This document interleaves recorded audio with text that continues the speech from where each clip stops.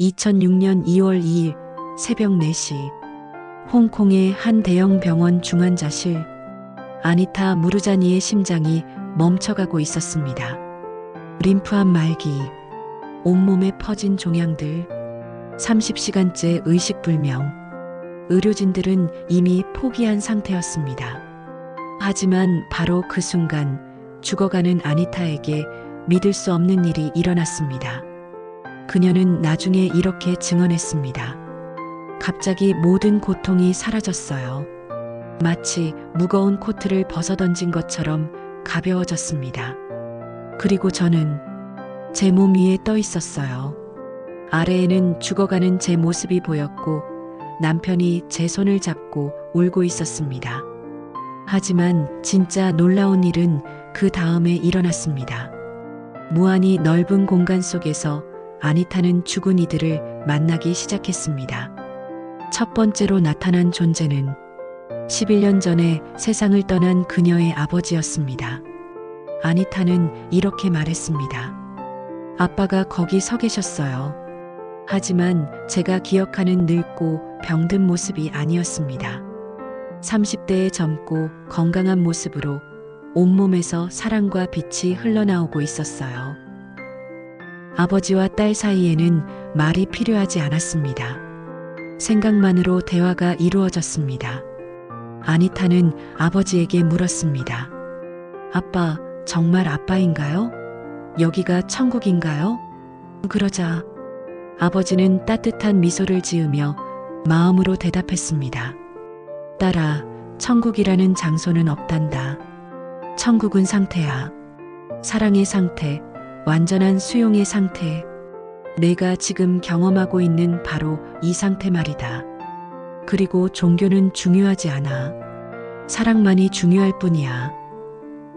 그때 또 다른 존재가 나타났습니다. 아니타는 즉시 알 수 있었습니다.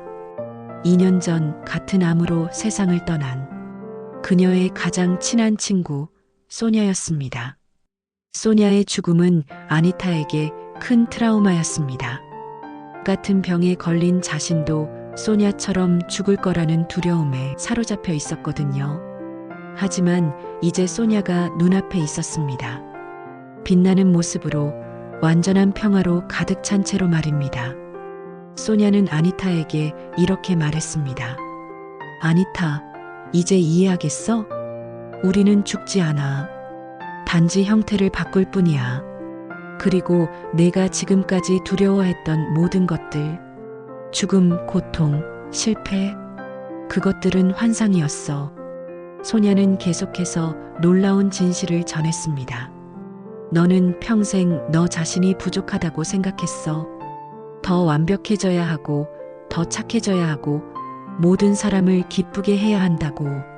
하지만 바로 그것이 너를 병들게 한 거야. 자기 사랑의 부족, 그것이 암의 진짜 원인이었습니다. 그 순간 아니타는 자신의 전 생애가 파노라마처럼 펼쳐지는 것을 보았습니다. 어린 시절부터 지금까지의 모든 순간들이 동시에 펼쳐졌습니다. 그리고 깨달았습니다. 자신이 왜 암에 걸렸는지 그 진짜 이유를 말입니다. 아니타는 후에 이렇게 말했습니다. 저의 암은 제 몸이, 제 마음의 상태를 반영한 것이었어요. 수십 년간 지속된 자기 부정, 자기 혐오, 끊임없는 두려움. 이런 감정들이 제 면역 체계를 파괴했던 거죠. 몸은 거짓말을 하지 않거든요. 하지만 아니타가 이곳에서 경험한 것 중 가장 압도적이었던 것은 무조건적인 사랑이었습니다. 이것은 우리가 지상에서 경험하는 어떤 사랑과도 달랐습니다. 아니타는 이렇게 설명했습니다. 그곳에서 저는 제가 그냥 존재한다는 것만으로도 완벽하다는 걸 느꼈어요. 제가 무엇을 했는지, 무엇을 하지 못했는지, 어떤 실수를 했는지, 그런 것들이 전혀 중요하지 않았어요. 누군가에게 인정받고 사랑받기 위해서 무엇도 할 필요가 없었어요. 저는 제 존재 자체로 완벽히 사랑받는 존재였어요. 그냥 제가 존재한다는 것 자체가 우주에게는 선물이었어요. 이런 체험은 서양 철학의 존재론적 전통과 깊은 연관이 있습니다. 하이데거는 존재와 존재자를 구분했습니다.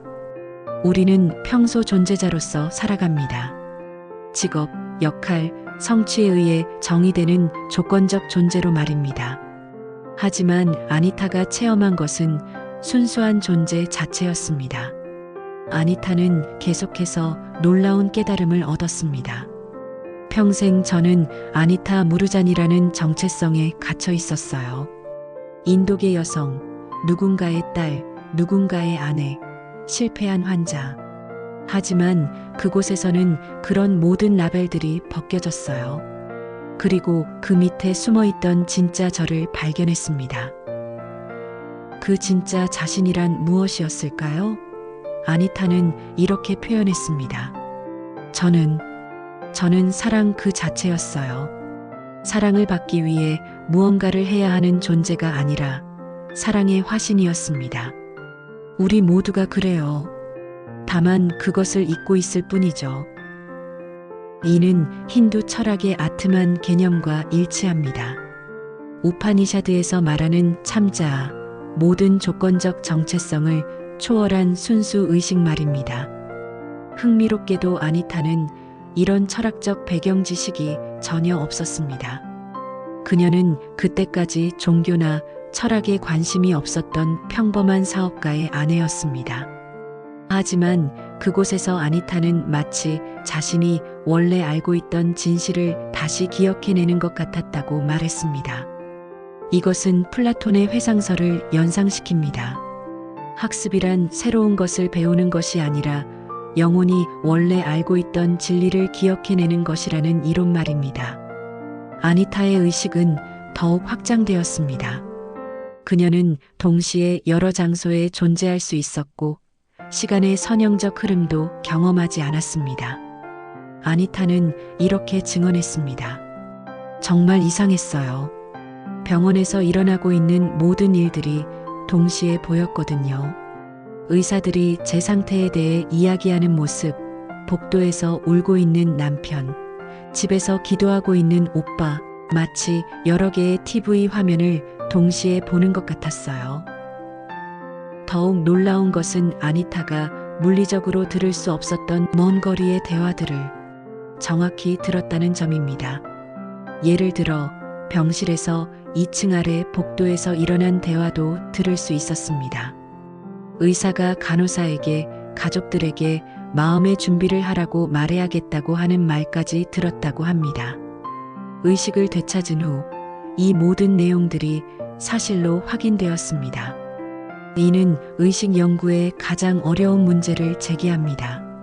현대 신경과학자 데이비드 찰머스가 말한 의식의 어려운 문제 말입니다. 왜 우리에게는 주관적 경험이 있으며 그것은 뇌의 신경활동과 어떤 관계에 있는가 하는 문제입니다. 아니타는 시간에 대해서도 놀라운 경험을 했습니다. 가장 신기했던 건 시간이 직선이 아니라는 것, 흐르지 않는다는 것을 깨달은 거예요. 과거와 현재와 미래가 모두 동시에 존재했어요.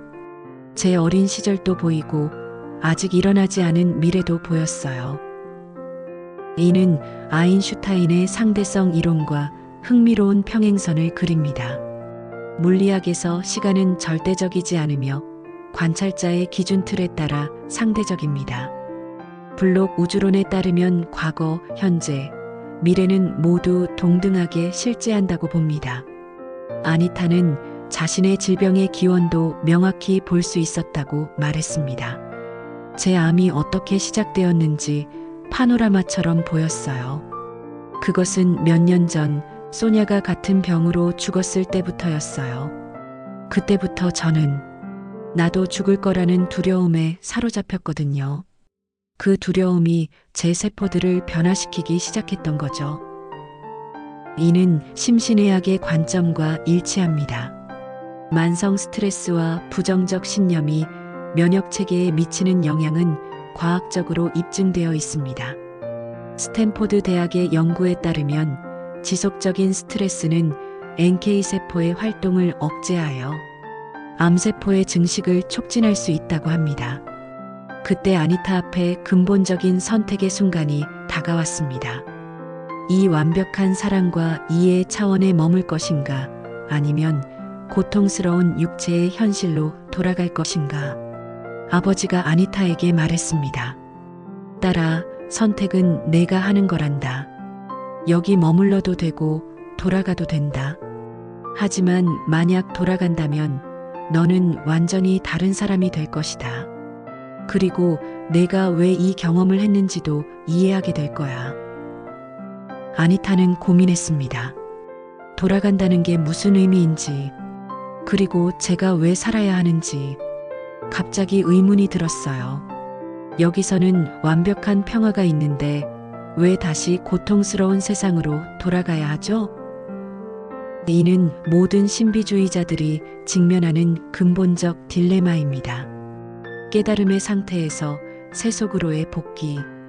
불교에서는 이를 보살의 서원이라고 합니다. 자신의 해탈을 포기하고 중생을 구제하기 위해 이 세상에 남는 것 말입니다. 소냐가 아니타에게 말했습니다. 아니타, 내가 이 경험을 한 이유가 있어. 너처럼 자신을 사랑하지 못해서 병들어가는 사람들이 너무 많아. 내가 돌아가서 그들에게 진실을 알려줘야 해.